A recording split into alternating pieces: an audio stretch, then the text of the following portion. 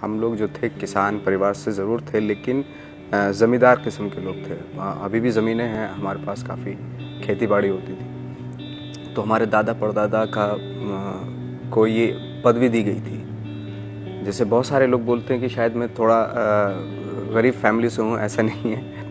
अच्छी खासी फैमिली रही है, ज़मींदार ख़ानदान से बिलोंग करता हूँ मैं। तो ये वहाँ से था नाम, और फिर नंबरदार नवाज़ुद्दीन सिद्दीकी नाम था मेरा। तो फिर मैंने चेंज कर लिया कि नवाज़ुद्दीन सिद्दीकी ज़्यादा ठीक है। आई थिंक ख़ानदान में मैं पहला ही था जो ग्रेजुएशन तक पढ़ पाया, वरना कोई पढ़ाई लिखाई का ज़्यादा वो नहीं था, सब ज़मींदारी करते थे। उसके बाद मैं जॉब करने लगा बड़ौदा में, और चीफ केमिस्ट का जॉब करता था। उसे लेकिन ज़्यादा बोर हो गया उससे 1 साल के अंदर। फिर मैं वापस दिल्ली आ गया। दिल्ली आके मुझे किसी ने प्लेस दिखाए, ऐसी जॉब की तलाश में था मैं दिल्ली में भी। तो किसी ने थिएटर दिखा दिया मुझे मंडी हाउस में। वहाँ प्ले देखने के बाद मैंने डिसाइड किया कि आई थिंक ये चीज़ है जिसको मैं चाह रहा था करना, लेकिन कर कुछ और रहा था। तो फिर मैंने जो एक अमेचर ग्रुप होता है वो ज्वाइन किया, और आई थिंक 1-1.5 साल उसमें काम किया। उसके बाद फिर नेशनल स्कूल ऑफ ड्रामा में मैंने एडमिशन ले लिया था। स्ट्रीट प्लेज होते थे दिल्ली में उस वक्त पे, और मैं एक ग्रुप था, उसमें थोड़े बहुत पैसे मिल जाते थे कि जैसे बिजली की चोरी का कुछ एक स्किट सा बना लिया, दिल्ली सरकार से मिला, उसके लिए स्किट कर दिया जाके।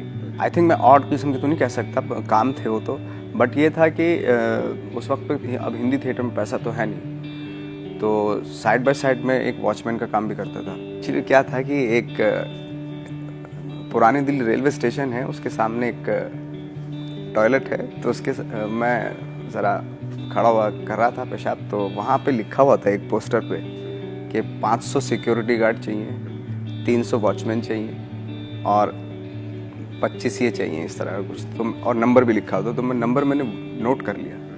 अब घर से तो मैं पैसा मंगवाता नहीं था, तो मैंने कहा यार ये जॉब कर लेता हूँ, और इतनी तनख्वाह भी लिखी हुई थी उस पर। तो उनका ऑफिस चाह रहा था, मैं वहाँ गया। उन्होंने बोला कि भाई हम दे देंगे आपको जॉब, बट आपको सिक्योरिटी देनी पड़ेगी, डिपॉजिट करना पड़ेगा कुछ पैसा।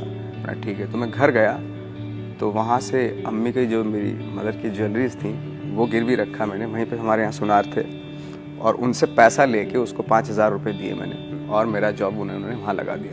यही थे सुबह 9 बजे से लेके 5 बजे तक, और 5 बजे के बाद फिर मैं मंडी हाउस आ जाता था, वहाँ पे थिएटर की रिहर्सल करता था। वहाँ पे खड़े रहना पड़ता था गेट पे, और वहाँ पे धूप इतनी पड़ती थी, तो कोई ऐसा नहीं था, कोई शेड ऐसी नहीं थी जिसमें मैं छुप के मतलब खड़ा हो जाऊँ। और तो मैं बहुत पतला दुबला था, तो मैं थक थुका के ना बैठ जाता था। अब इत्तेफाक ये होता था, जब भी बैठता था जो ऑनर था कंपनी का, वो तभी एंटर करता था।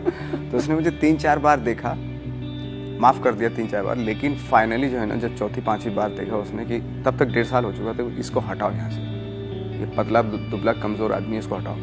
तो उन्होंने हटाया। मैं फिर गया शादरा, जो मेन ऑफिस था उनका, भाई मेरा डिपॉजिट दो।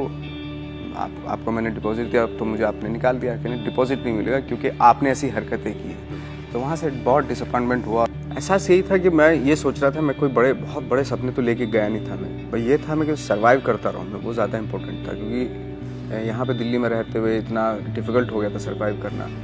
तो वहाँ पे एक ही था कि बस सर्वाइवल होता रहे ठीक से, और बाकी काम वाम जो मिलेगा वो तो करते रहेंगे। छोटा मोटा काम, 1 सीन 2 सीन जो होगा वो करते रहेंगे, क्योंकि बड़ा सीन तो कोई देने वाला नहीं। पहले मैंने टीवी ट्राई किया। टीवी में इतना मुझे ज़्यादा कुछ मिला नहीं है कि 1-2 एपिसोड के काम मिले और फिर नहीं भी मिले। और फिर फिल्मों में ट्राई किया, 1-1 सीन उसमें मिले। तो बस यही था कि 1-1 सीन मिल रहे थे और मेरा काम चल रहा था, और ये सिलसिला कोई 10-11 साल तक चलता रहा। तो मैं भी शरीफ हुआ था, लेकिन शराफत से अपनी कभी नहीं बनी। जरा हम भी तो देखिए कि हमसे बड़ा शैतान कौन पैदा होगा।